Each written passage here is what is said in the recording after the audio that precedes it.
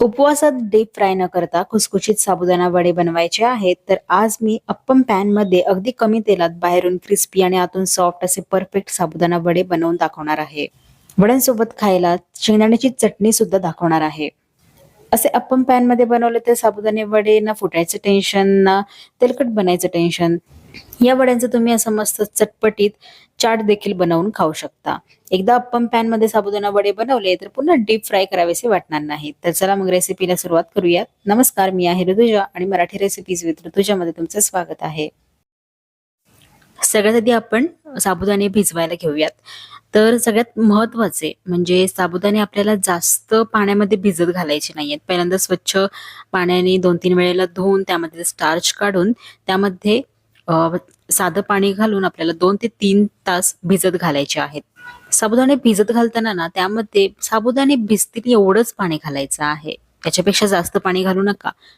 साबुदाणे जर जास्त भिजले गेले ना तर वडे अगदी चिकट होतात, ऑइली तयार होतात. त्यामुळे अगदी कमी पाण्यामध्ये आपल्याला 2 ते 3 तास मध्ये हे साबुदाणे भिजवून घ्यायचे आहेत. त्यानंतर अगदी चांगले फुलून येतात. मोकळे करून एका वाटक्यामध्ये घ्यायचे. त्यामध्ये ही मी मिरची आणि आल्याची पेस्ट घालते, साधारण 2 मोठे चमचे. वड्यांना खमंगपणा येण्यासाठी 3 ते 4 चमचे भाजलेल्या शेंगदाण्याचा कूट घालायचा आहे. तसेच यामध्ये 1 चमचा साखर, चवीपुरतं मीठ आणि इथे मी लिंबाचा रस घालतीये. तर अर्ध्या लिंबाचा रस घालून झाला की यामध्ये एक उकडलेला बटाटा घेतलाय, साल काढून असा हाताने स्मॅश करून घ्यायचा, किसायचा वगैरे नाहीये. किसून घेतला तर मिश्रण पातळ होतं आणि बटाटा पूर्ण थंड झाल्यानंतरच आपल्याला हा मॅश करून यामध्ये घालायचा आहे. बटाटा गरम असतानाच यामध्ये घातला तरी सुद्धा हे मिश्रण सैल होऊ शकतं. आणि आता पाणी न वापरता आपल्याला हे सगळं साहित्य मिक्स करून त्याचे वडे बनतात की नाही हे बघून घ्यायचं आहे. गरज लागली तर अगदी 1-2 चमचेच पाणी घालायचं. शक्यतो गरज नाही लागत, कारण आपण साबुदाणा व्यवस्थित भिजवून घेतलाय, बाइंडिंगसाठी बटाट्याचा वापर केलेला आहे. आता याचे गोल आकारामध्ये वडे तयार करून घ्यायचे आहेत.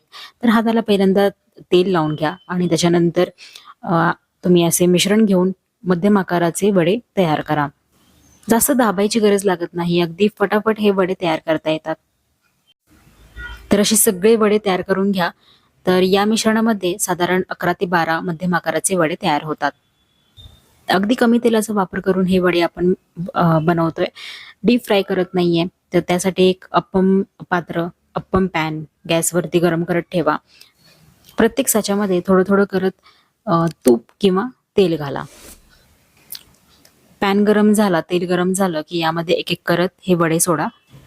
मंद आचेवरती झाकण ठेवून खालची बाजू 4 ते 5 मिनिटं भाजून होऊ द्या. नंतर मग झाकण काढून वडे पलटी करा.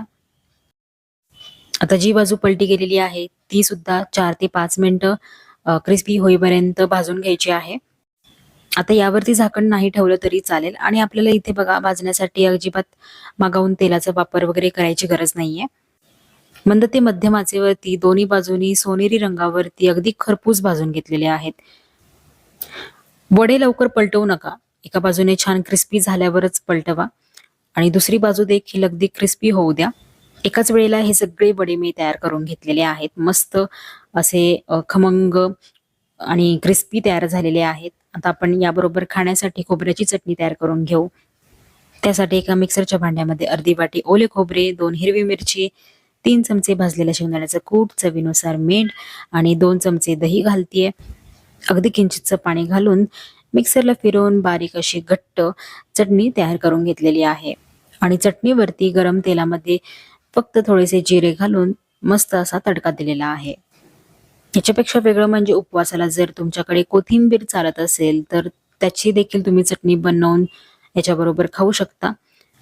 आणि काहीतरी तुम्हाला चटपटीत खायचं आहे ना तर तुम्ही असं चाट बनवा.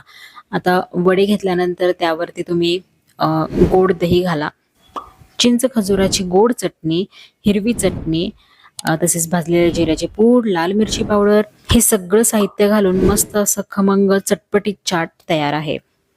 एकतर साबुदाणे आपण योग्य प्रकारे भिजवून घेतलाय आणि डीप फ्राय केलेले नाहीये, त्यामुळे अजिबात चिवट, चिकट किंवा ऑइली बनत नाहीत. तुम्ही बघितलंच की खूप कमी तेल लागतं. त्यामुळे डीप फ्राय केलेल्या वड्यांपेक्षा हा पर्याय अगदी हलका आणि तितकाच चविष्ट लागतो. तर रेसिपी जरा सुद्धा आवडली असेल तर व्हिडिओला एक लाईक द्या, चॅनलला सबस्क्राईब करा आणि शेअर पण नक्की करा. भेटूयात परत एका अशाच वेगवेगळ्या व्हिडिओसोबत. तोपर्यंत मस्त राहा आणि काळजी घ्या.